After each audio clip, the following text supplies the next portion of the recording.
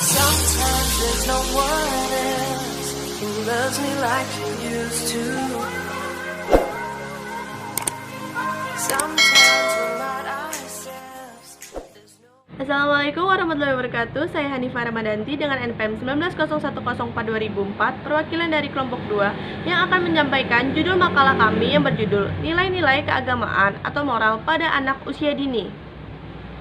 Yang pertama ada pengembangan nilai-nilai keagamaan atau moral. Moral berasal dari kata Latin mores, yang berarti tata cara, kebiasaan, atau adat. Istilah moral selalu terkait dengan kebiasaan, aturan, atau tata cara suatu masyarakat tertentu, termasuk pula dalam moral-moral lainnya. Moral sendiri adalah aturan-aturan atau nilai-nilai agama yang dipegang masyarakat setempat. Kemudian, anak pada masa bayi belum mengenal perilaku moral. Semakin bertambah hari, bertambah pula pengetahuan terhadap lingkungan sekitarnya, pengetahuan tentang perilaku yang boleh dilakukan atau perilaku yang tidak boleh dilakukan.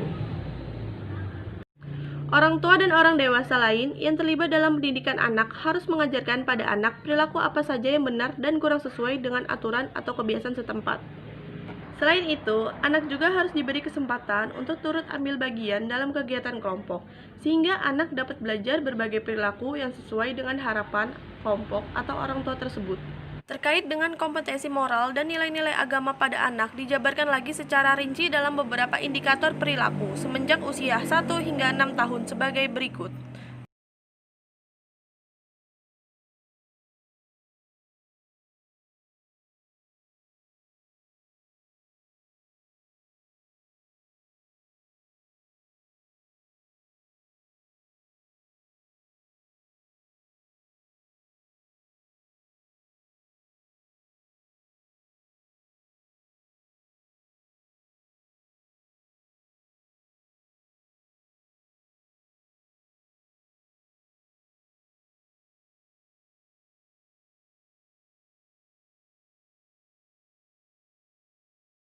Sedangkan moral menurut Al-Ghazali bahwa akhlak sebagai pandanan dan kata moral sebagai pengait atau watak yang menetap kuat dalam jiwa manusia dan merupakan sumber timbulnya perbuatan tertentu dari dirinya secara mudah dan ringan tanpa perlu dipikirkan dan direncanakan sebelumnya.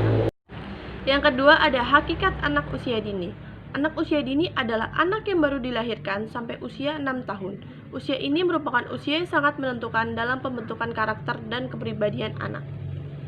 Anak usia dini yang berusia 0-8 tahun memiliki tahap pertumbuhan dan perkembangan yang paling pesat, baik fisik maupun mental. Sedangkan anak yang berusia antara 3-6 tahun sedang mengalami masa periode sensitif. Karena selama anak melewati masa tersebut, ia mudah untuk menerima stimulus-stimulus dari lingkungan sekitarnya. Selain itu, anak usia dini memiliki proses pertumbuhan dan perkembangan yang sangat pesat dibanding dengan pertumbuhan anak usia di atasnya. Begitu pula perkembangan otak anak yang sebagai koordinasi berbagai kemampuan manusia. C. Tahap perkembangan moral anak usia dini. Ruang lingkup tahapan atau pola perkembangan moral anak diantaranya adalah tahap kejiwaan manusia dalam mengembangkan nilai moral kepada dirinya sendiri, mempersonalisasikan dan mengembangkannya dalam pembentukan pribadi yang mempunyai prinsip, serta dalam mematuhi, menentukan pilihan, menyikapi, atau melakukan tindakan nilai moral. Ana berpikir tentang moralitas dalam dua cara, yaitu yang pertama, cara heteronomous.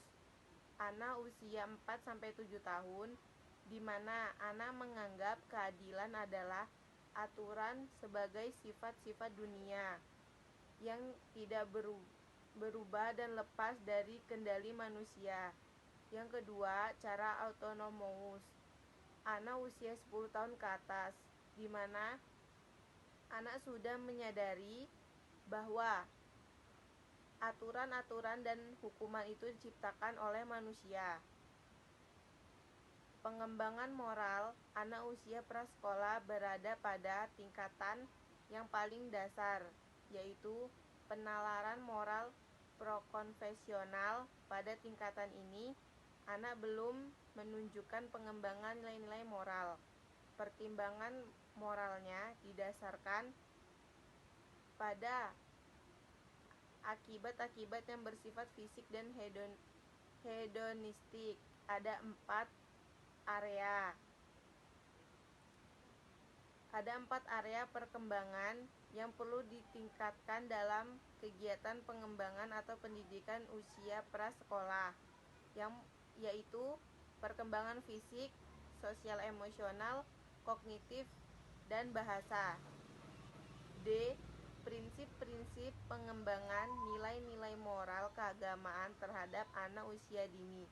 Dalam melaksanakan program pembentukan perilaku melalui pembiasaan, hendaknya memperhatikan prinsip-prinsip sebagai berikut.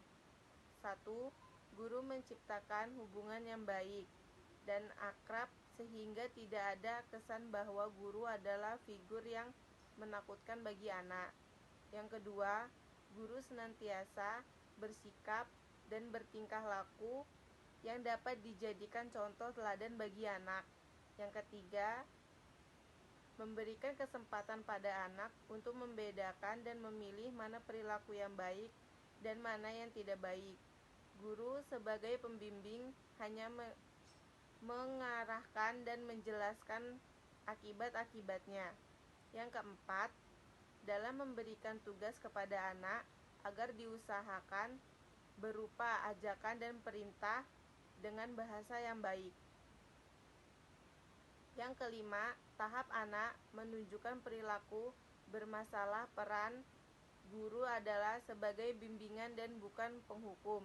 Yang keenam, pelaksanaan program pembentukan perilaku bersifat luas dan fleksibel. Yang ketujuh, apabila ada anak yang berperilaku berlebihan, hendaknya guru berusaha untuk mengendalikan tanpa emosi. Yang kedelapan, agar anak mau berperilaku sesuai dengan yang diharapkan guru, memberikan rangsangan atau motivasi dan bukan paksaan. Di sini saya Iwa Elsanti akan menjelaskan mengenai topik C, yaitu bentuk kegiatan dalam pengembangan nilai-nilai moral keagamaan pada anak usia dini umur 0 sampai 8 tahun. Bentuk kegiatan yang bisa dilakukan itu ada beberapa kegiatan, yaitu yang pertama ada kegiatan rutin. Kegiatan rutin itu merupakan kegiatan yang dilakukan setiap hari. Contoh dari kegiatan rutin itu yang bisa dilakukan oleh guru di sekolahan itu adalah yang pertama bisa mengajarkan berbaris memasuki ruang kelas sebelum memulai kegiatan belajar. Pada kegiatan ini, guru dapat mengajarkan anak untuk menanamkan perilaku yang selalu tertib dan patuh pada peraturan. Selain berbaris memasuki ruang kelas, guru juga dapat mengajarkan pada saat sesudah berbaris itu bisa membimbing anak-anak untuk membaca surat-surat pendek seperti surat Al-Fatihah, surat Al-Ikhlas, dan surat-surat pendek lainnya. Dan juga guru dapat membimbing untuk membacakan doa sehari-hari atau membaca Asmaul Husna atau menyanyikan sholawat. Karena pada kegiatan kecil tersebut yang dilakukan setiap hari itu bisa menjadi pengembang nilai-nilai moral keagamaan pada anak usia dini. Begitupun kegiatan tersebut bisa dilakukan di rumah oleh orang tua kepada anak. Lalu yang kedua itu ada kegiatan untuk selalu mengajarkan kepada anak mengucapkan salam. Karena pada pengucapan salam ini dapat mengajarkan pada anak untuk menanamkan sikap sopan santun dan menghargai orang lain. Nah, mengucapkan salam ini juga kan bisa dilakukan di mana saja, nggak cuma di rumah, tapi di lingkungan sekolah juga bisa, atau di lingkungan bermain juga bisa. Karena pada pengucapan salam ini bisa jika dilakukan secara rutin itu akan menjadi kebiasaan yang baik sampai anak-anak itu dewasa seperti itu. Lalu ada juga kegiatan rutin yaitu berdoa sebelum dan sesudah kegiatan. Bisa dilakukan di rumah maupun di sekolah. Kalau di rumah itu orang tua bisa mengajarkan pada saat anak akan makan atau akan keluar rumah, memasuki kamar mandi, mau tidur, itu juga bisa berdoa. Begitupun di sekolahan juga sebelum makan, sesudah belajar, sesudah makan, sebelum belajar, dan doa-doa lain. Ada juga kegiatan rutin yaitu saling berbagi makanan, yaitu jika di rumah anak itu bisa berbagi makanan kepada orang tua, kepada kakak, kepada nenek, kakek, dan anggota keluarga yang lainnya. Tidak hanya kalau untuk anak-anak itu bisa berbagi atau meminjamkan mainan, meminjamkan alat tulis, alat pewarna, dan lain-lain. Begitupun juga di sekolahan. Pada saat jam istirahat, anak-anak bisa berbagi makanan, bekal apa yang dibawa oleh anak itu bisa dibagi kepada teman-temannya, seperti itu. Lalu bentuk kegiatan yang kedua, yang kalau tadi itu ada kegiatan rutin, yang kedua ini ada kegiatan spontan. Kegiatan spontan itu biasanya dilakukan pada saat guru atau orang tua mengetahui sikap atau tingkah laku anak yang kurang baik. Contohnya seperti ketika anak meminta tolong untuk diambilkan mainan, tetapi dengan cara yang salah, seperti meminta tolong dengan mengucapkan nada bicara yang keras atau berteriak. Lalu ketika anak menerima atau memberikan barang kepada seseorang menggunakan tangan kiri, itu semua kan merupakan tingkah laku yang kurang baik. Jadi kita sebagai calon pendidik atau pendidik dan orang tua dan calon orang tua juga bisa memberi pengertian kepada anak bahwa apa yang dilakukan oleh anak tersebut itu tidak baik, dan memberi pengertian bahwa jika ingin meminta tolong atau meminta bantuan seseorang itu harus menggunakan nada bicara yang lembut dan pelan, tidak boleh menggunakan nada bicara yang keras atau berteriak. Lalu memberikan pengertian bahwa memberi atau menerima barang dari seseorang itu tidak boleh menggunakan tangan kiri, karena itu kurang baik ya, dan kita harus memberikan pengertian kepada anak, seperti itu. Lalu ada kegiatan yang ketiga, yaitu kegiatan dengan teladan atau contoh. Pada kegiatan ini, yaitu kegiatan yang dapat dilakukan dengan memberikan contoh yang baik kepada anak.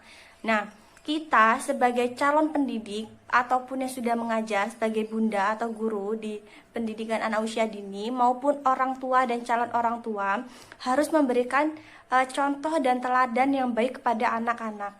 Karena seorang guru itu kan digugu dan ditiru. Jadi apapun yang kita lakukan ketika anak melihat tingkah laku seorang guru yang positif maupun negatif, itu pasti akan ditiru dan akan diingat gitu.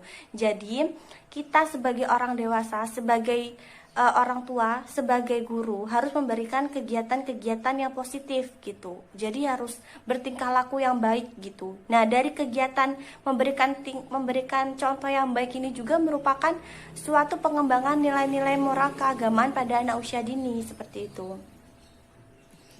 Lalu selanjutnya itu adalah yang keempat, ada kegiatan yang direncanakan atau terprogram, yaitu kegiatan yang dalam pelaksanaannya terlebih dahulu diawali dengan adanya perencanaan atau program dari guru. Biasanya kalau pada anak usia dini maupun SD dan sekolah-sekolah yang lainnya itu bisa disebut sebagai rencana pelaksanaan pembelajaran harian atau RPPH, dan ada rencana pelaksanaan pembelajaran mingguan atau RPPM. Jadi sudah terstruktur gitu kegiatan-kegiatan yang direncanakan itu, seperti itu. Lalu yang kelima itu ada ruang lingkup materi pengembangan moral di PAUD. Pengembangan ini dalam pembentukan karakter, yaitu yang pertama ada cinta Tuhan dan segenap ciptaannya, yaitu harus mencintai Tuhan yang Maha Esa dan menghargai segala bentuk ciptaannya, seperti itu, dan mengajarkan untuk rasa tanggung jawab, kedisiplinan dan kemandirian, kejujuran, hormat dan santun, dermawan, suka menolong, dan gotong royong, kerjasama, percaya diri, baik dan rendah hati, toleransi. Lalu mengajarkan untuk selalu menjaga kebersihan, kesehatan, kerapihan, dan keamanan, karena kebersihan itu merupakan pangkal dari iman. Selanjutnya, yang F, ada topik tentang metode pengembangan nilai-nilai moral dan agama pada anak usia dini. Nah, itu dapat dikembangkan melalui beberapa metode. Yang pertama itu ada metode bercerita, yaitu metode bercerita itu dapat dijadikan metode untuk menyampaikan nilai-nilai yang berlaku pada masyarakat. Nah, nilai-nilai yang ada pada masyarakat itu kan ada banyak, ada nilai moral, nilai agama, nilai sosial, nilai budaya, dan nilai sebagainya. Nah, ketika bercerita, guru itu dapat menggunakan alat peraga, karena kan biasanya anak-anak usia dini itu kan belum mampu berpikir secara abstrak gitu.